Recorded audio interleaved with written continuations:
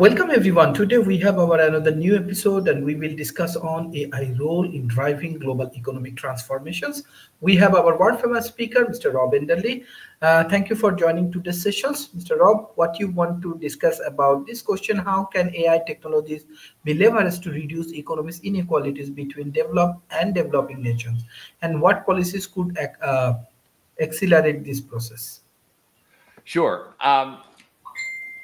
So the AI is a force multiplier, and so the advantage to a force multiplier is that you with far less resources you can do far more. And so what we've certainly seen in terms of small companies versus large companies in the past with force multipliers and services is small companies can appear like large ones, and the same rules could apply to smaller or less economically developed countries versus more economically developed countries, but with an exception, because you still have to develop the underlying technology and learn how to use it.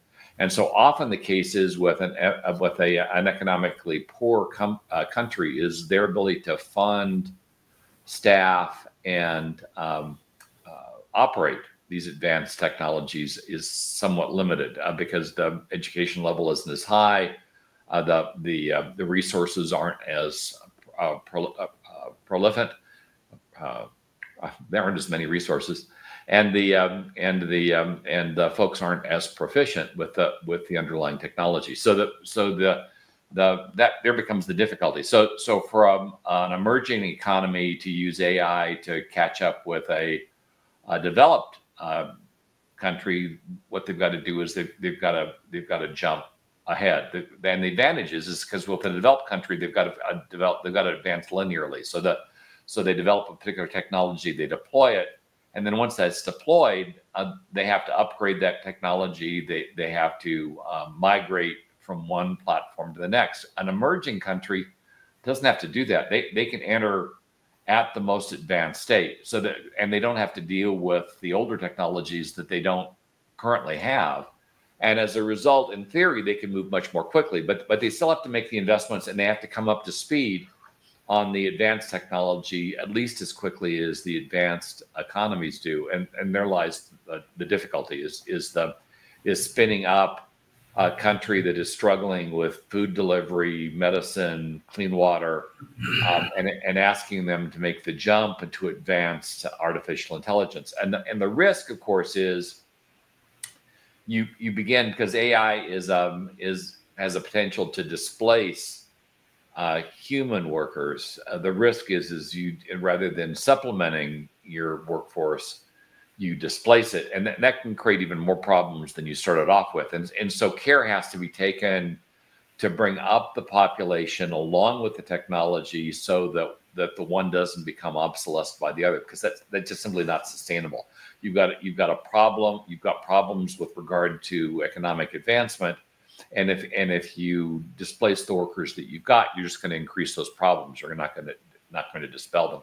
So the goal has to be all the way right from the beginning to wed your internal workforce with the technology, use it as a force multiplier, use it to allow them to do more things than they otherwise can do, and bypass the issues that they have with the lack of education, the lack of resources, and use the AIs to bridge those gaps so these people become far more proficient and far more performant more quickly than they otherwise would.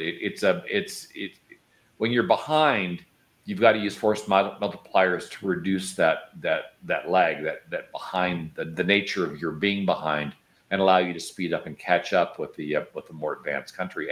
And there is a potential that you could leapfrog. If you could look at China right now, and China and the automotive industry in particular has largely leapfrogged the existing industries. That they didn't have to. Their automotive industries were very nascent at the beginning. And as a result, when they built the new primarily electric automotive plants, they didn't have to deal with as much of the legacy as existing car companies did in terms of automobiles and manufacturing, and were able to move almost immediately to the more advanced manufacturing levels. And now China is arguably if tariffs and the restrictions were in place, they could arguably own the emerging electric car market, which is becoming the car market in the world. And so by the government investing heavily in that leapfrog effect, they were able to jump and move ahead. Japan did much the same thing in the 60s and 70s. Their automotive industry took a huge leap and became much more capable, and almost put the U.S. auto industry out of business. And so AI technology could do much of the same. See, the next question I have here is, how can AI contribute to solving global challenges like climate change, food security, and healthcare disparities, and what economic models support these contributions? Well, as mentioned, AI is a full force multiplier, and where it can be used with regard to climate change, for instance, and as being used is with regard to climate modeling, and being able to determine where problems will occur in the future. These models could have been a significant help, for instance, in California this week, where massive wildfires wiped out thousands of homes and did more economic damage to that country, that state, than any other fire so far has done. And I think by the time it's done, probably any other natural disaster.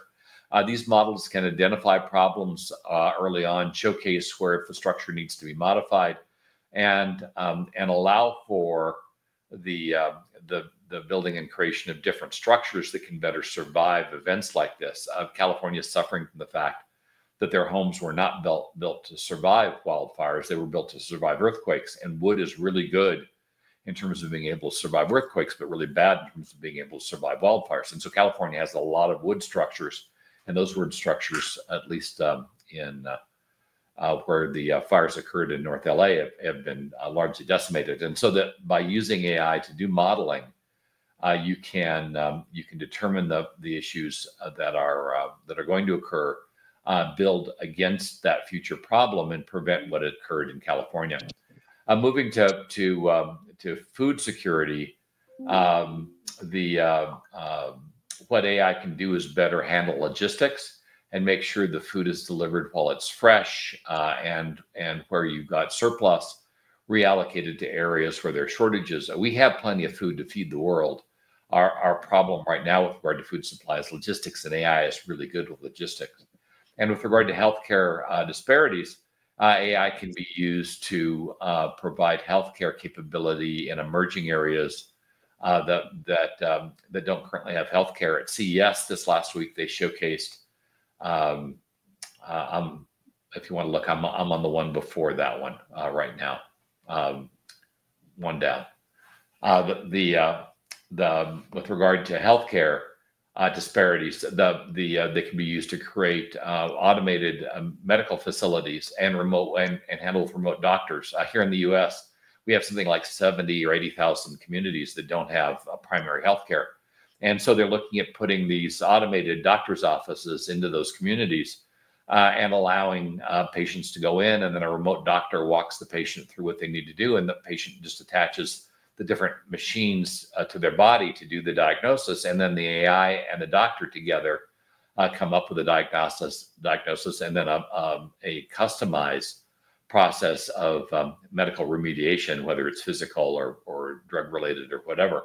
And on top of that, AI is being used to create drugs in the first place and provide a much higher degree of customization for the treatment for the individual patient. So you'd have less problems with getting more drugs or the wrong formulation for your particular body. So you get better drugs that do less harm, more good, and more tuned responses to whatever malady that you have.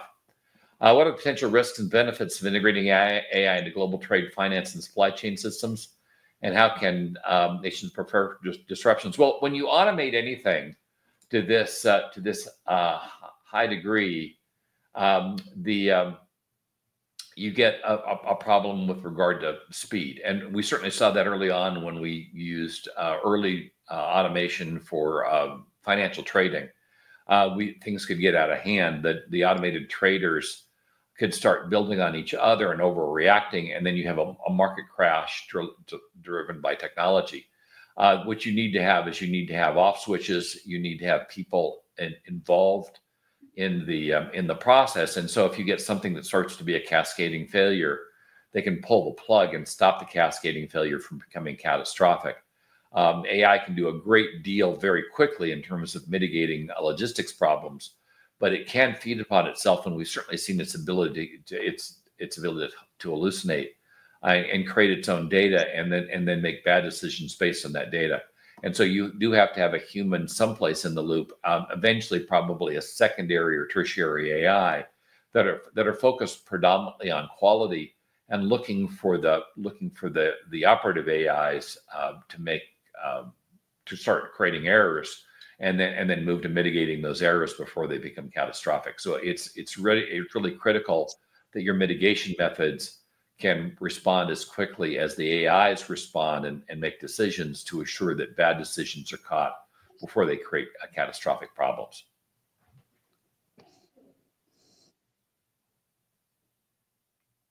Where do you want me to go next? That's the one I just answered. That was the one I answered while you were offline. So let's go to the next one, if we can. What governance frameworks are required to balance the competitive advantage AI offers with ethical considerations of geopolitical stability and global economy? Well, so the issue often with a technology like this is very expensive. It's typically applied to organizations and people that have lots of resources. And so you get this, this force multiplier applied to people and companies and countries that already have advantages. And so the governance frameworks have to be put in place to make sure that technologies are used to help those that are underserved at least as much, if not more, than those that are overserved. And AIs by nature aren't ethical. They do what they're told to do, whether that's cure a patient or kill a patient. And so the ethical considerations really have to be looped into the population that's using the AIs early on. That requires training, because if you start using AI tools and the people that are using them don't have relatively rigid ethical constructs that they're working underneath, those tools are going to be misused. And again, your force multiplier starts doing harm instead of good, and can do a very massive amount of harm very quickly.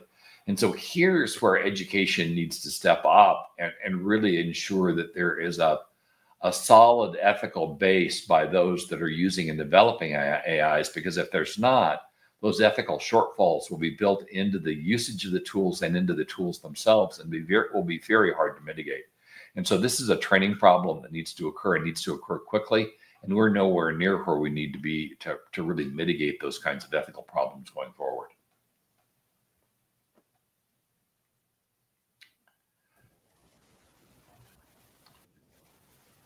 Let's look. The next one is what governance. Okay, but what are the potential risks and benefits of integrating AI into global trade? We just did that one.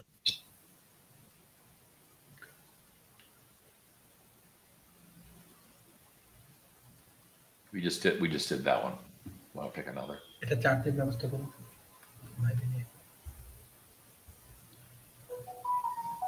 Well, one of the things we can do with regard to disruptions is AI can respond much more quickly than people can to an underlying problem. And so, for instance, with regard to the fires in California, AI could have identified the fire, and we're doing this in Oregon now, identified the fire as it started with satellite imagery and deployed resources at the very start of the fire, and it maybe mitigated or stopped its advancement.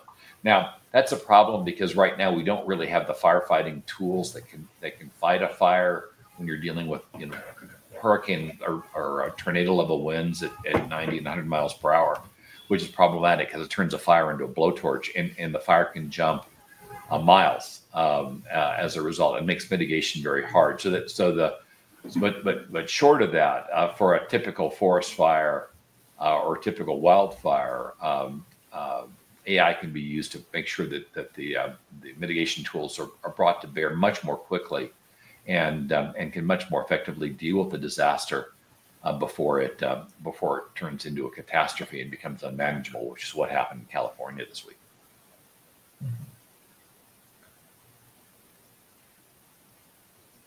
We just did this one. This is the one we just, there we go. How can AI technologies be leveraged to reduce economic inequalities between developed and developed? Okay, I think we did that one before the one what we just did, but the here we go. We just did this one. In what ways can AI-driven automation reshape the global workforce, and what strategies are needed to ensure inclusive growth and potential job displacements? Well, really, we come down to coming up with a much more flexible model for retraining. I think we're coming to a period of time when employees will never exit the retraining process. Part of their daily task will be to train up on new tools. AI is not only being used as a tool, but it's being used to create new tools. I was just on a briefing with regard to advancements in healthcare, and the wave of tools that's going to be hitting healthcare, already hitting healthcare, is unbelievable. From robotic surgeons to remote health care centers doing diagnosis, to machines to automated beds in hospitals that can better monitor patients, to automated and robotic nurses and doctors. The level of change that's hitting us very quickly in healthcare is dramatic, and so the same thing has to occur with the human workforce. They're going to need to be trained and retrained almost constantly. Otherwise, they're going to fall behind. And the easy fix then is just simply to displace them with AI and robotics, which would be problematic because then now you get large unemployment, large groups of people that are not unemployed but unemployable, and that can lead to revolts and large-scale demonstrations and violence. So implementing very rapidly programs of retraining using AI for that retraining. In a prior show, we had a firm that's doing a doctor retraining using AI and allowing doctors to pick up specialties in days instead of months. And the end result was to allow those doctors to advance as quickly as AI and remain competitive. The same could be done for nursing staff, and of course for operations staff that are handling these AI machines and robots, to allow them to keep up to pace with repairs, deployments, and modifications to these systems, so that they remain current. But all of that needs to be done on an ongoing basis. I don't think we can do this anymore, where we go for a few years and maybe have a break where people go off and train. It just won't be fast enough. Employees will find themselves obsolesced very quickly under that model, and so workers need to be trained on an ongoing fashion. And probably at some point, we're going to need to have at least a portion of every worker's day is going to be retraining on the equipment that's coming, so they remain performant and they don't become obsolesced when that equipment comes in, particularly in areas like aerospace, healthcare, finance, where AI is coming in very quickly. Farming comes to mind. CES, the move in robotics for farming is going to make farmers that aren't using these automated tools obsolete fairly quickly. And so even for areas like farming, which move traditionally very slowly, advancement for them is going to have to happen at a much higher rate. Otherwise, the farmers of today will become obsolesced by the equipment and technology of tomorrow. Mm-hmm. So what is your advice that how talent economy can help to leverage this economy, like global economic transformation through AI? How AI can be helpful for talent economy ecosystem? Well, for training and education and simulation, that example I gave with regard to doctors, it's largely done through gamification and simulation, so they're able to discover a new methodology, a new specialty by doing it, and they do it on virtual patients, and so much like, with physical surgery, you really can't take somebody who doesn't know what they're doing and put them on a patient and say, okay, I'm going to show you what you're going to do, and here's what you're doing wrong, because you kill the patient. But with a simulated patient, that simulated patient is immortal. You can't kill it unless the system calls it dead, and that allows you to go through, make mistakes, experiment, perhaps learn new methodologies without putting a human life at risk, or for veterinarian and animal life at risk, and that allows you to advance your skills far more quickly.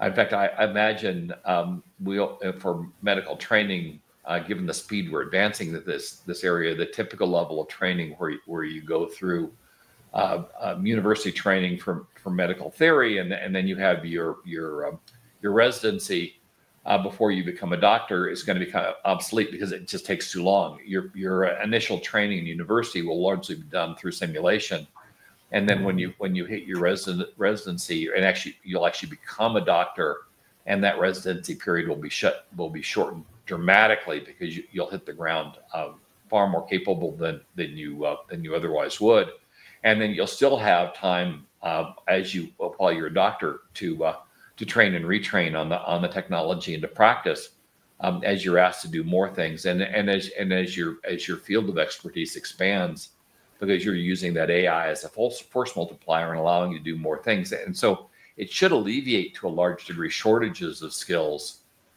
as the AI is able to pick up more of those tasks itself, and as doctors are able to cover a much wider variety of ailment types, and the need to specialize will be reduced. In fact, we'll probably have specializations largely handled by the AIs, and the doctors will become much more generalists that specialize in using the AIs as tools and understanding medicine on a much more generalized basis, so that they'll know which AIs to use and under which circumstances, and then the AIs will provide the specialist knowledge to handle the particular procedure. That's where I expect the future to go in medicine. And I expect the same thing is going to happen in a lot of other disciplines, where the AIs are used to provide the breadth necessary to handle the kinds of skills that are typically done by specialists at this point. I think the AI world, at least with regard to humans, will become one of generalists that bridge lots of AIs, and that the AIs then provide the expertise underneath the generalists to do the specific tasks that need to be done. Thank you. Excellent. If you want to share some of the information about these issues of California, I think there is a problem with this fire and all of the things. I think we have a lot of friends from California. So the fire that just hit California, I think it's going to come down as the largest disaster for the state, and it just swept through huge population areas, and areas that were highly dense cities are now burned fields of buildings. It's massively disastrous, and the problems were the fire companies that were deployed were designed to handle individual structure fires, not massive fires. The equipment used to handle massive fires are typically used in things like forests, so the aircraft, which are hard to use in developed areas because you've got overhead wires, you've got high rises, you've got things you don't have to deal with when you're dropping chemical retardant on forests. Plus, you've got people down there as well, and those retardants, some of those retardants can be carcinogenous and harmful in and of themselves. And so the number of tools that the California had and the type of tools were not appropriate for the kind of fire that they were dealing with. The aircraft was for forest fires, the trucks were individual structure fires, and what they had were massive structure fires over large areas, and the water distribution system couldn't handle the load. The fire hydrants are designed to handle a fire in a particular area, and when you're drawing from those fire hydrants across citywide events, the water pressure dropped to zero in some areas. The fire trucks couldn't get the water, and so even where you had fire trucks, they couldn't put out the fires because they didn't have enough water pressure. So the entire ecosystem wasn't designed to deal with the disaster that it never faced before. And this is where AI can come in, because as we go through the climate change, you can model these kinds of disasters, and you can tell where they're going to occur, and then change building codes to address them. For instance, after the big earthquakes in the early part of the 1900s, California changed the building codes, and the building codes favored wood structures because wood will flex in an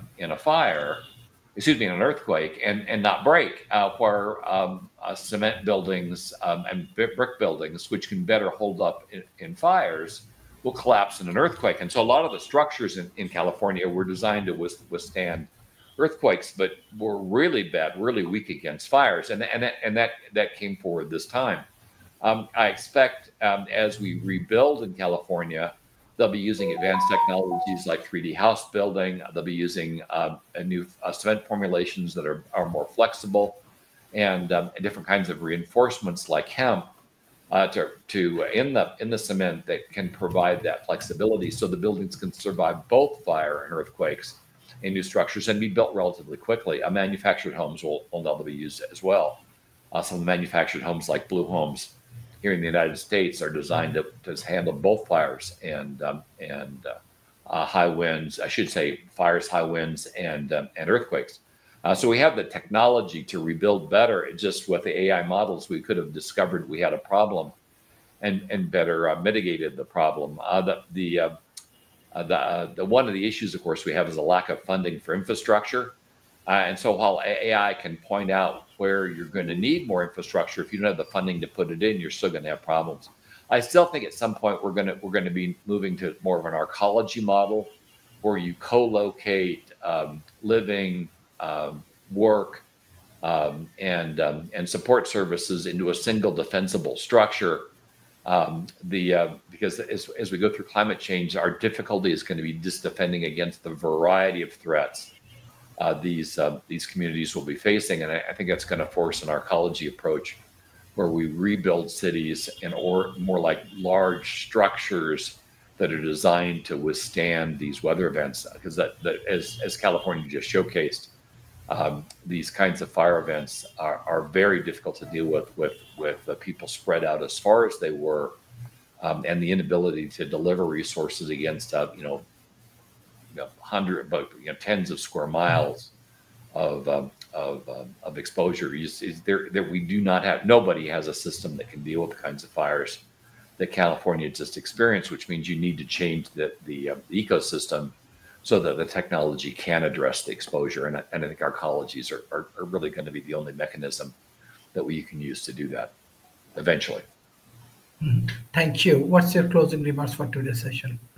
AI is a force multiplier. It can be used to make the world a far better place, but to do that, you really have to blend people and technology and make sure that you're advancing the people as quickly as you're advancing the technology, or the people will become obsolete. You also need to use simulation tools heavily in advance to determine where your biggest exposures are, and use your limited resources in the best way possible to avoid future catastrophic events, as California just demonstrated. And as we had weather events in other parts of the country, the hurricanes that came through and tornadoes that came through a few weeks back devastated another part of the country, and we were ill prepared to deal with that one as well. So the weather events are showcasing, in particular, we need to use AI to anticipate these events and then begin restructuring our ecosystems to better weather them. Otherwise, we won't be able to. And finally, if we don't do a good job of blending and bringing up the lower socioeconomic communities, what we'll have is the rich becoming richer, fewer people getting the benefit, and a government system that will be unsustainable going forward. We really need to balance this technology so that we're helping those that need help the most, and not just helping those that have the most money and most capability now. Otherwise, we're going to have an economic disaster, economic and human disaster going forward.